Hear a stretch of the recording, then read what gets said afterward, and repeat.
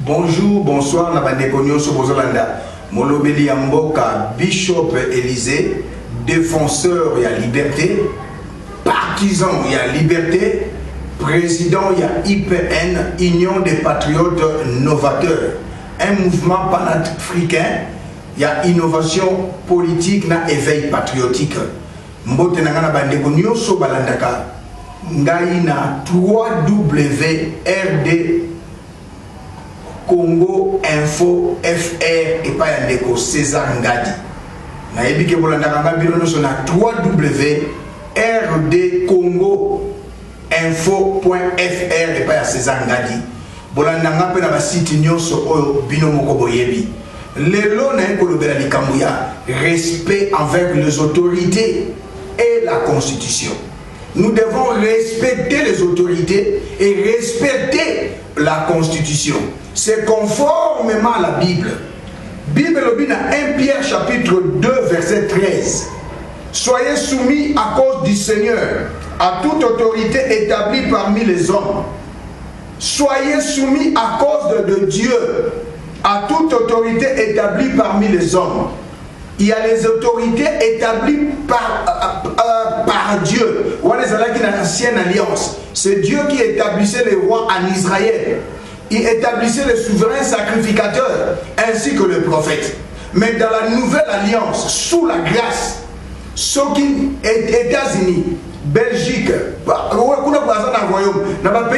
République, boleki na élection nzamba zolo bana yonanga chrétien atoza chrétien te okela muna nzambe soyez soumis à cause de Dieu à toute autorité établie parmi les hommes. Mais lelo respect zate tant zolo ba respect considération respect à la soumission, respect à l'obéissance dans le contexte belé. Mais lelo ba pas ko respecter ba autorité en bokate. Bato bazali ko violer constitution. Bosali lingomba moko ezali anticonstitutionnel. C'est la violation de la constitution. Ba autorité bazana mboka, boza ko respecter bangote. Ba autorité même ba bazali ba na ba parti politique. Un président d'un parti politique, c'est une autorité. Bozo respecter bangote. Du fait que tu es dans la diaspora, aux yeux caméra, au bandi koloba n'importe quoi, insulter, injurier. Non. Bishop Yobozalagi, mais le Saint-Esprit m'a repris, mon Seigneur, mon maître, mon guide divin m'a repris. Il m'a dit non, c'est pas comme ça. Et j'ai compris. Yopoza serviteur de Dieu, enfant de Dieu. Ozo kolobio nazalina lingomba songolo pakala. Ozo finga après aucune église. Kembo alléluia, Hosanna Yahweh. Après aucune église, Seigneur bénis-moi. Il ne te bénira pas parce que tu es en train de pécher. Ne pas respecter les autorités. Ne pas obéir à la constitution, c'est un péché. C'est Dieu qui l'a dit dans 1 Jean chapitre 2 verset 13. Soyez soumis à cause du Seigneur à toute autorité établie parmi les hommes. Ba autorité nyon so bazana sena moi nzambe muta établir bangote et ça ba constitution bangoka na bango ne établir bango. Ba musu bazali nommé le PDG na office de PDG boy mokonza mboka nommé yo. Ba gouverneur bazala qui élu pour la première fois en 2007. Alors, le gouverneur, il faut obéir. Président de la République, président du Sénat, président de l'Assemblée nationale. Obéir même dans le chef de quartier. Il faut respect à la mutuelle. Moto azali mwana nzambe, Moussa nzambe. Azo respecter baninga na yete to moto yo nzamba kela ne lilingi na yete asumuki na o sale kobo na yo mto soko ko manquer du respect à l'autorité pour que de l'ifero. Mais Dieu t'aime, il n'aime pas il haït le péché, mais il aime le péché. Ndeko nanga zala na respect à l'autorité, zala na respect à la constitution. Ce qui est l'autre idée et Joseph Kabila, le président de la République, Yamboka Nabiso Congo, tokende na dialogue, moto ako sayote. Dialogue ezali biblique. Total yango na Genèse 3, 9 à 12. Dieu a dialogué avec Adam. Après l'avoir créé Adam et Ève. Même après le péché adamique, le soir, Christ, notre Dieu, Christ Jésus est venu le soir. A tout dit, Adam, où es-tu? J'ai entendu ta voix, je me suis caché parce que je suis nu. As-tu mangé le fruit que je t'avais interdit? Ah oui, moi je suis au Pesakinga. Ezali Moulaï, Boye Biango, dans la Genèse 3, 9 à 12. À cause du dialogue, malgré le péché adamique, nous avons longola qui est là-bas, à Kassa, pour ceux qui mourent, il y a des gens qui tombent là-bas, à l'égard de ce Bolumbu, nous avons Bomam Nyama, à Zu Poso Nyama, là ici, Adam, à la ici, Ève. Et ça là qui dialogue. Dans Genèse 1, 2, Bible la terre était informe et vide. Pour Satan, qui va combat Lucifer, n'a pas ange, qui se rébeller contre Dieu, à Bengani Bango. Mais dans Job 1, 6 à 2, Satan a dialogué avec Dieu. Lui qui a été rejeté, lui qui n'avait pas de place. Mais la Bible dit, un jour les enfants de Dieu, c'est-à-dire les anges, l'ange de lumière, le diable aussi est venu. D'où tu viens? Alors oui, je viens de sillonner la terre. As-tu vu mon serviteur Job, intègre, craignant Dieu? C'est le dialogue. Dialogue, c'est un entretien entre deux ou plusieurs personnes. C'est une conversation entre deux ou plusieurs personnes. En matière politique ou sociale, c'est une discussion ou un arrangement. Les gens qui sont dans la diaspora, qu'aucun dialogue, ne sois pas ignorant. Un ignorant, c'est une personne qui ne connaît pas. L'ignorance se tue, comme dit dans le livre de Osée chapitre. Dans Osée, Elobiango, l'ignorance se tue. Les gens qui sont dans le révolutionné, et sont solisayo. Mobutu président Yazaï, à ce dialogue na Utenika avec qui? À l'époque, Laurent Désiré Kabila rebelle, Bavanda, Basolola, à côté de Mobutu, c'était qui? Le conseiller en matière de sécurité, Honoré Ngwanda. Pourquoi Honoré Ngwanda? C'est une question que je te pose aujourd'hui. N'as-tu pas interdit Mobutu de dialoguer avec Laurent Désiré Kabila à l'époque rebelle? Pourquoi ne l'as-tu pas fait? Tu n'as pas de réponse. Mais le loyo yozo comme malabatu. Bon que le dialogue était. Nzambe akela yo Honoré Ngwanda. Akela bino kozali sima Honoré Ngwanda. Nakat na mafinga na ko manquer respect na président Etienne Tshisekedi, président IDPS, l'opposant historique. Bozo manquer respect. Mais Mobutu akenda dialogue na Utenika, traité ya Utenika nanani na Désiré, Laurent Désiré Kabila, à l'époque, avant de devenir président, il était qui? Alors, histoire va changer. Tu peux changer la géographie, parce que ma situation géographique, je ne suis pas à Kinshasa. Géographiquement parlant, nous avons l'adresse d'Afrique du Sud et nous avons l'Afrique du Sud. Mais historiquement parlant, même si je suis en Afrique du Sud, nous avons Congolais d'origine.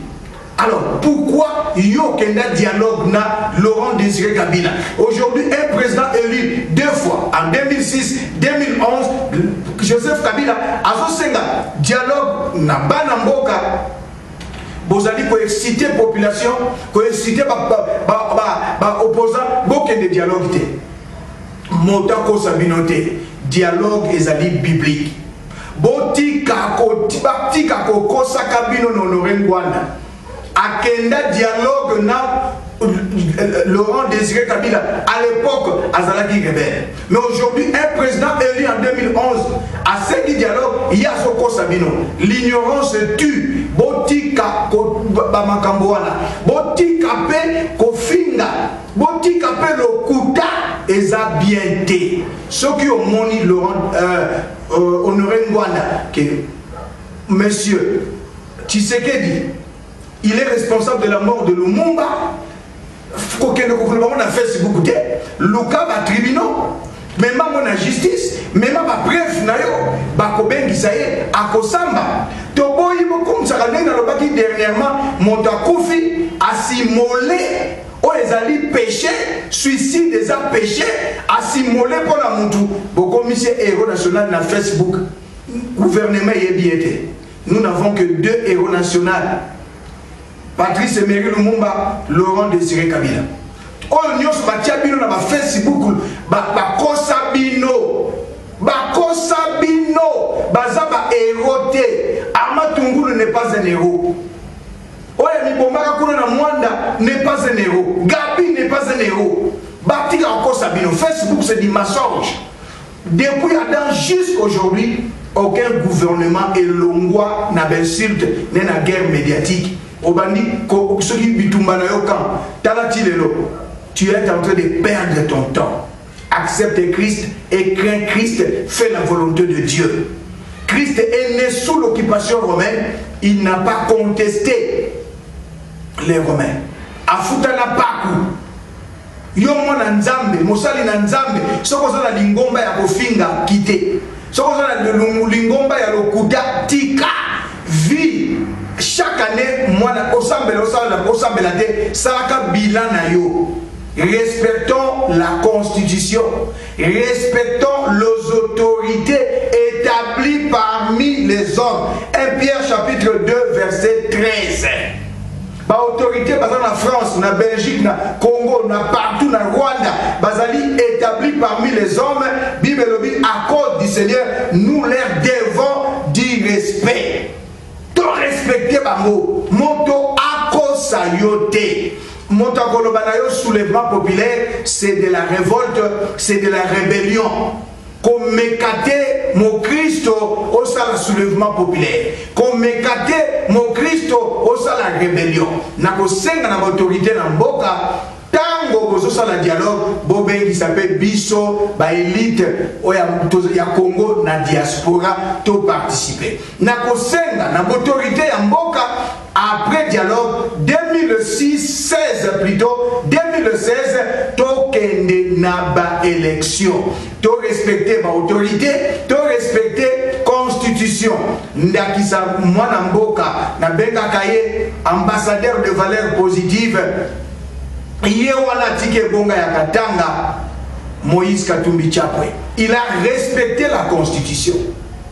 Et na moni mokonza mboka akei elongona Moïse Katumbi ko inauguré tout de contrôle ya mboka na kuna na aéroport à Lubumbashi Luano. Voilà, le président a félicité Mosala ya Moïse Katumbi Chapwe. Akei elongona Moïse Katumbi Chapwe na autorité akatanga na Kinshasa ko inauguré pour Oyo Moïse Katumbi a tongi, ça fait 2 ans. Il n'a pas restauré, il n'a pas refait, mais a tongi pont le plus long et le plus bétonné ya Congo. Oh, Bishop, pont Maréchal. Pont Maréchal, c'est un pont suspendu. Mais le pont le plus long et le plus bétonné, Moïse Katumbi Chapwe a tongi, et zali le pont de Luanaba. Kuna Luanaba. Président Kei a dit merci. Tous la reconnaissance. Moi aussi je félicite monsieur Moïse Katumbi Chapwe, ex-gouverneur pour Namisala Asali. 5 chantiers na Katanga ezali 5 sur 5. La révolution autre babengi et la modernité na Katanga ezalaki 5 sur 5 avec Moïse Katumbi. Si le président félicite Moïse pour le travail qu'il a dû faire pour la Nili Okondimate, moninga na yondero. Moto mema yo na soulèvement populaire. Soulèvement populaire échangeaka identité à Moutou. Satan azalaki appelé Lucifer. Maintenant à se rebeller. À sali moto soulèvement populaire, c'est le diable.